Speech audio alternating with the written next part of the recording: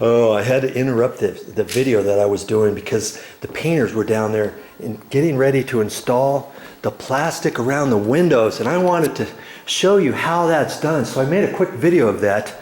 So if you want to see that, it's on my channel. Okay, let's get back at it. What were we doing? Oh yes, I got my Phillips screwdriver.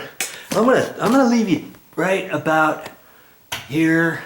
Let's leave the light off, shall we? And I'm gonna just tighten this up. In fact, I'll pull you up there first, huh? Because on all rough light fixture boxes, there's a couple screw locations, the mounting screws. And see, this is a mounting screw right there. And then usually straight across, we go across, and there's the other one right there. That's not a mounting screw, that comes on the actual fixture, and that's attaching a ground screw and blah de blah. Okay, so you'll find them. So those are the screws. See, if I wiggle this, see, I'm wiggling this whole thing. See how that screw's moving up there? Just a little. And so I'm gonna tighten those screws. And I need my hands for that, so you get the idea. Let's just see how tight. I mean, I'm just gonna make it snug. I can't go too far. Generally, light fixtures aren't usually this big, mounting just in the middle, but you know, they have them, so there's only gonna be so tight I can get this. And sure enough, that was loose. Granted, this light fixture's been up here for 17 years, and see all the amount that I've screwed up there. It's like over time these screws have a tendency to back out. Why? I have no idea. I have no idea. It's not like anybody's coming up here moving this thing and making problems for me. See, I can't move this now. It's up, pushed up nice and tight. That did it. And I don't want to over tighten it because this could go up into a plastic box. The box up here in the ceiling may not necessarily, it's probably not a metal box with metal threads. And there's probably a plastic box with plastic threads. They're only so tight you want to put those screws before you start, you know, you go too tight and you can start spinning it, and then all of a sudden it's not tight at all. You're like, what happened? Well, you tightened the screw too much, you crazy rabbit. Okay, so that one, let's just see what I'm just gonna do this one again, just like I did the last one. Repetition, repetition, repetition. We've got 3 light fixtures in here. I've done one now. Look at this. See how loose this is? Okay. Now, I'm just going to find the screw. Look how much I'm turning it. And I can feel when it gets snug. It's getting tighter. And I just want it up to the ceiling. See this here? It's almost like they put the screws in and walked away, but they didn't. I'm sure they made it tight when they initially installed this. It's just odd. You see, nice and snug. When you get, if you were just coming up here to clean your light plastic trim, you pull that down and wipe it off, go the extra mile, check your fixture, see if it needs to be tightened up. In fact, you know those fluorescent light fixtures, those are probably loose too. And I'll probably make a separate video for that. I don't know if I'm going to do that today, but you know, that's what my channel is about. Anytime I do something, why not get my video camera out so I can show you what I'm doing? You can learn that way. You know? Watch and learn. That's what I say. You're learning, but ultimately the only way you're going to be able to feel comfortable is by doing. And now you can, after watching these videos. See how loose that is? Here's my mounting screw, and my other one is over here. And most of the time, you know, all the time you'll see where your screws are. You're not going to have, see this white thing up here, that's the ballast. That controls the light bulbs. Aren't those cool bulbs? I've never seen those. Round ones like that, popping them out. I hope those never burn out. I'm not even quite sure where to get those. I have to go to the store, and if they burn out, 2 different size bulbs, huh? Okay, and I can feel it. Just gonna make it snug, not overdo it. I don't want to strip it. If I stripped it out of the plastic threads, I could break the threads on the inside or strip them. If I stripped them, I'd have to take a screw out and get one that's got fatter threads, put it back up in there and all that. See the black on this bulb right here? Eventually this one's going to burn out. This one's going to burn out before this one. This one's, you see right here, there's a black strip right there. Eventually that's going to burn out.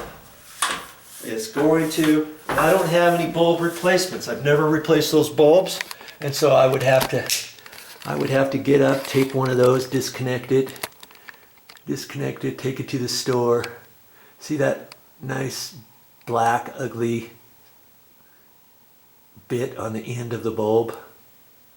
I know that's going to burn out. Here's the other one. See, it's just a little bit. Well, eventually that's going to get darker and it's going to burn out. Let's take a look at this one here. This bulb looks nicer. See the outside one? Starting right there. See where the black is? Like that one's got plenty of life left. The interior bulb, here's the black right there. See? And eventually it's going to get bad. It's going to get as black as that one over there. See, this one looks suspect. See all that black there and there? That one's going to burn out pretty soon, that inside one. Look at the outside one. I don't see any little black strip next to either one of those. So that tells me that bulb's been replaced recently. That's kind of a slick looking bulb. It looks like there's a connection to it. Right there, I think that unplugs, and that plastic bit right there in between the two, I think that comes with the fluorescent bulb. I'm not quite sure. That'll be some other time. I'm not going to replace those until they burn out. And here's my covers. I'll have Mommy clean these out for me. I could do it, but she likes to do stuff around here too. She's off at the store doing some stuff. I'm not sure exactly. I just told her I'll be here. I'll be here, don't worry about it. I come back, I get up here and make sure nothing has been left here, because they're going to be painting all this area. They're not going to do that. They're starting in the walkout area downstairs. Once they get done with everything downstairs, then they're going to come up here. So I know I've got a little bit of time in here. And you know what? I was looking at these shelves. We may end up taking these down and doing the built-in scenario, but I told Mommy, I says, hey, for the time being, let's just look, keep it the way it is and see how it works out. Because maybe we're fine. Or maybe she wants a longer closet pull over here because she's got more things than I ever dreamed possible that she would have. Or maybe she's going to end up taking all of the space, and I get from here over, and the rest is hers. I have no idea yet. But if we change out all this stuff, yeah, we'll make a video of that too. And you know, I'm not sure what they did. Chances are they probably built these dividers and they installed them right down on the floor. That's what I would have done. And so if we take these out, there's going to be carpet strip missing there, and there, and there, and even here. And if that's the case, whatever they built, usually they don't have they might not have something come out this far, but they probably have something figured out. It's like, you know, if that's their business, they probably know what to do. They're not going to tell us, hey, you got to replace all this carpet in here, or else we can't install all of our thousands of dollars worth of dresser, built-in closet assembly. You know, have no idea. And if we did that, we'd have to take all this stuff out. But anything that gets taken out, you think, okay, now I got to respray, texture, patch, prime, paint, all that. No, more than likely, I would say no. I would think whatever they take out, their whole unit system would have backing pieces in here and all kinds of stuff to where you probably would not have to patch any of your walls or anything.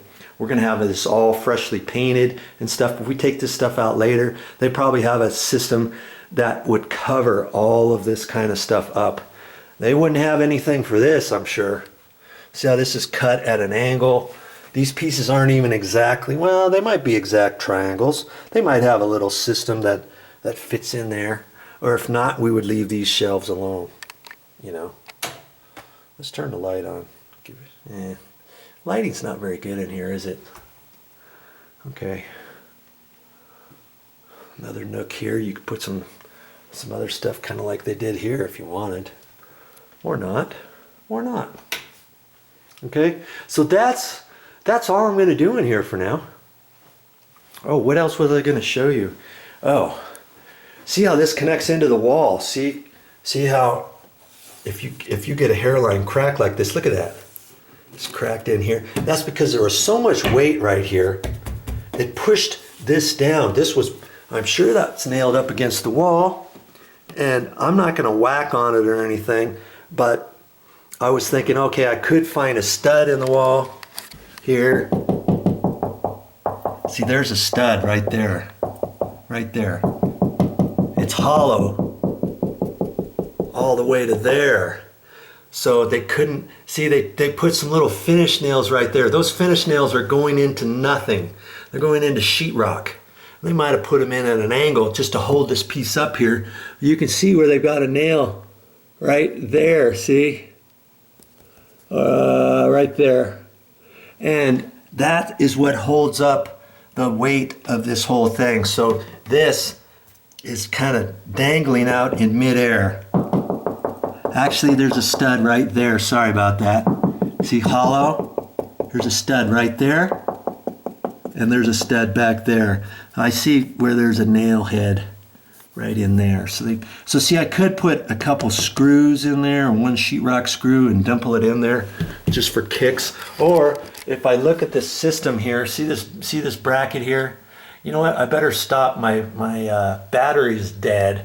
I'm going to replace the battery, and I'll come back here and finish up with this little segment. Okay.